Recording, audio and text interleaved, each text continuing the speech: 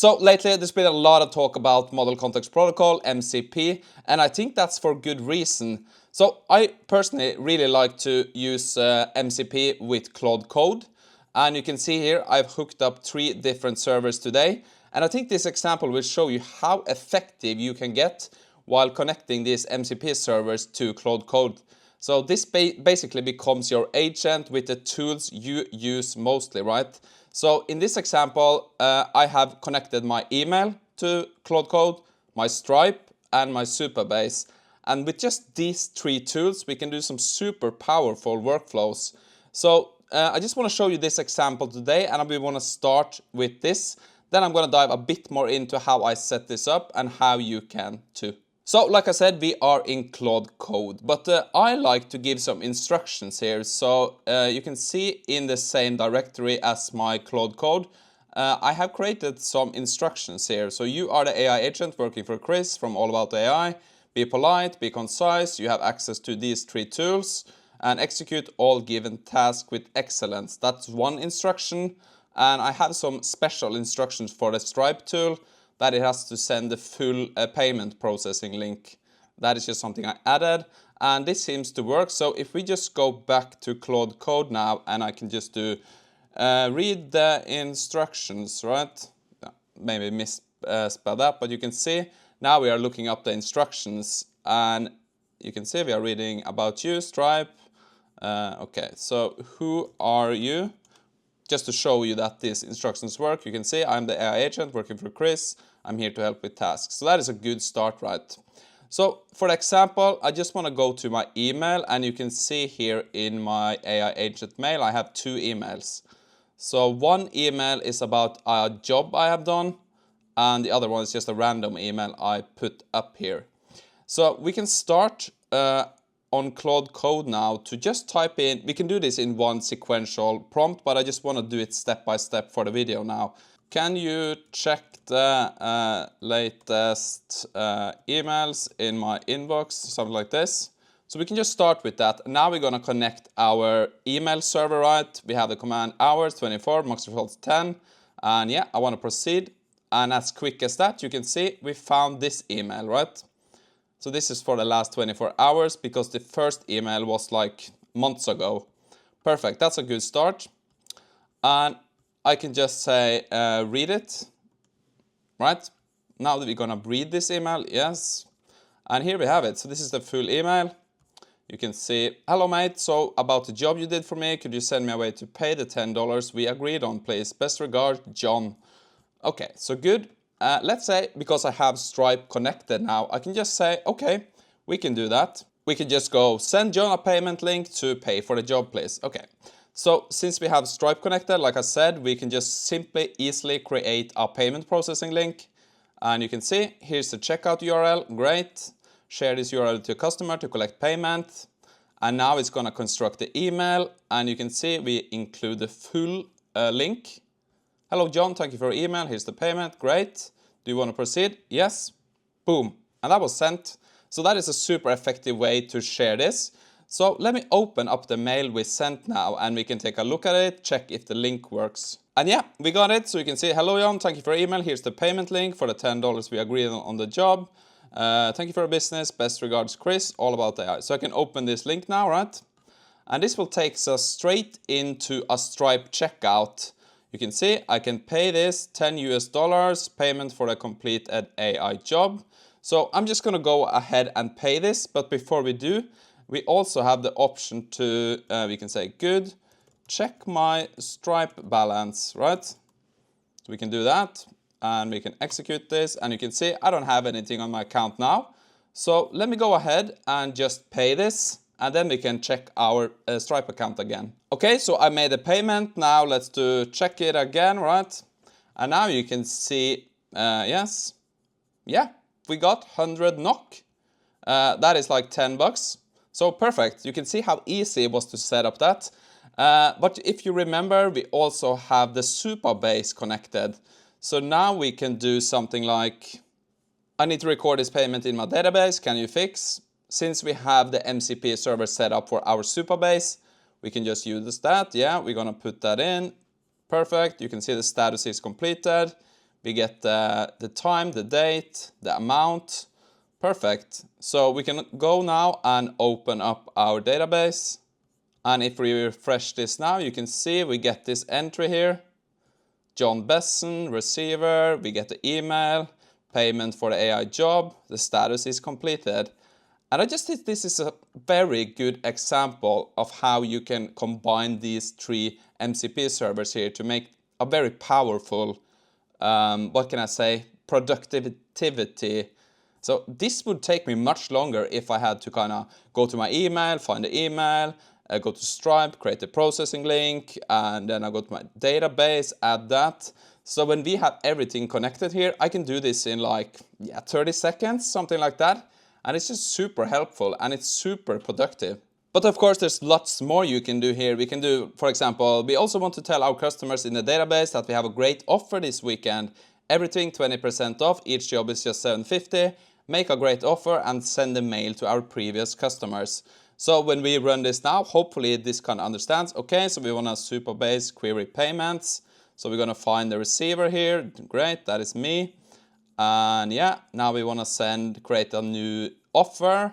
So you can see, great. Do you want to proceed? Yes. We sent the email. So this picked up the email addresses we had in our database. Now we only have one email address, right? But let's take a look at the mail we got now. So you can see here, hello John, thank you for a recent business. We announced a weekend special, 7 blah blah blah, limited offer, great. To place an order, simply reply to this email. Yes, so I'm gonna reply to this and then we're gonna check if we have any responses and we can send them the processing link, right? So let's just reply, that sounds great, I'll take this offer, can you send me a link please? So I'm gonna send this to my agent email. Okay, so you can see we got the email and now we can just follow up with good. Check if John responded. If so, send him what he needs. So we don't have to be very precise because now the agent understands. Okay, so we want to check any emails. Yeah, we got some emails here. Yes, let's read them. Okay, so we got the offer. That sounds great. I'll take this offer. Can you send me a link, please? Do that. He's asking for a payment link. So we extracted that data from the email. Yes, I want to send this link. Okay, good. So what I want to see now is that the link is going to be $7.50 instead of the... Okay, so we have sent that, your weekend special payment link. Great. So let's go back to our email again. And you can see, thank you for taking advantage of our weekend special. Here's your payment link. After payment, please reply, blah, blah, blah. Okay, so we got the link. Let's see if it's $7.50. Boom, we got it, 20% off. So you can see this is a very easy way to work with customers because you have everything saved in your email here. You can follow up on previous customers. So I just think this is a very good example of how powerful these AI agents can get because of course now I'm controlling it. But this is assisting me in a very powerful, real way. It's not like we've seen this, oh, I can book a trip for you. Yeah, all these things from Google, OpenAI, they have these boring examples. But I think this example is actually something people do. And it's easy to follow up with your customers. So yeah, I think this was just a great example. Let me know in the comments if you agree. And you can see it's not free though, because the total cost of all these operations we have done so far is 35 cents. So it's not free, but it's not that expensive, thinking about the time you spent and the emails and everything. But before we look at how you can kind of set this up yourself, we have a giveaway on this channel going on next week, the NVIDIA GTC 2025, where you can win a GPU. So I just want to play you this message. This upcoming week is going to be the NVIDIA GTC 2025. On the channel, we have a nice giveaway. You can win a GeForce RTX 4080 Super. Super easy to enter. All you have to do, follow the link in the description, register your account. And when you have done so, during the week, you can pick a session you want to watch from this catalog here. Bunch of interesting stuff here. And when you are watching this, just also follow the link to my form here. Just fill out your email, name, country, what session you are attending, take a screenshot, and give your favorite takeaway. Super easy to enter. Follow the link, register, watch a session, fill out the form, and you are eligible to win this nice GPU. Just wanted to let you know. Now let's get back to the video. So when it comes to setting up your MCP servers, there already is a lot of content on the web how you can do this. But I really recommend, if you're a beginner to this, just go to the official kind of Anthropic Model Context Protocol here. It's open source, right? So there's a bunch of servers that are already being created. I like to create my own, but you can see we have a third-party Stripe. Here you can just follow the installations here, how to install the Stripe MCP server. So I think that's a good place to start if you kind of want to build your own servers. They have a lot of documentations. I think you can find it here maybe. And there's a lot of documentations of how you can, build your own server. Shouldn't be too hard to find. And if you want the servers I have created today on our community GitHub, I have uploaded the servers, so you can just become a member of the channel and you will get access to what I have been using today with some members videos, a bit more deep dive into how you can set this up yourself, right? But I saw a few of you don't really understand, and it's a bit annoying on Claude Code. So I just want to show you kind of something you can do, because some people didn't like that when they create some MCP servers on Claude Code, it is kind of attached to just one directory. And that could be good in some cases. But if you do, so if you check mine out, I can do Claude MCP list. And here you can see, these are the three I have connected here now. So these are local, but if you do Claude, if you have a server that is ready to be connected and you do Claude, I think it's MCP add, they have set up this. So let's set up a new protocol, okay, and you can enter to continue, you can give it a name. So let's call it test. And here you can see, you can select now. So we have project and we have global. So if you select global, this will be available in all of your projects. So that kind of works around when you want MCP with Claude Code, that it just isn't just connected to one of your projects. But I kind of like to do that. But if you really want some global tools, there is a possibility. Some people ask me about that, and I just wanted to show you how you can set that up. It can be a bit of a hassle, but if you follow this Claude MCP add, it should be pretty easy to, you can just give your path right to your server. There are some arguments, and this kind of guides you through how to set it up. But there's also like a command you can do. So let me just clear up this. So in my case, I just did this command here. You can see if you do this, Claude MCP add email server, that is the name of the server. We point to this path, right? The email server doesn't have any arguments, but most servers has like the environment as an argument, right?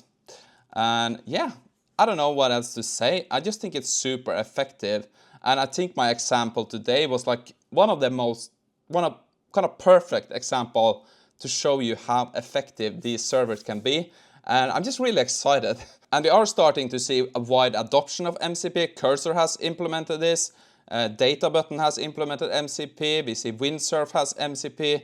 So it is looking to, it could become the AI agent protocol for using these tools. It's going to be interesting. I think OpenAI kind of took a different way with their agent SDK.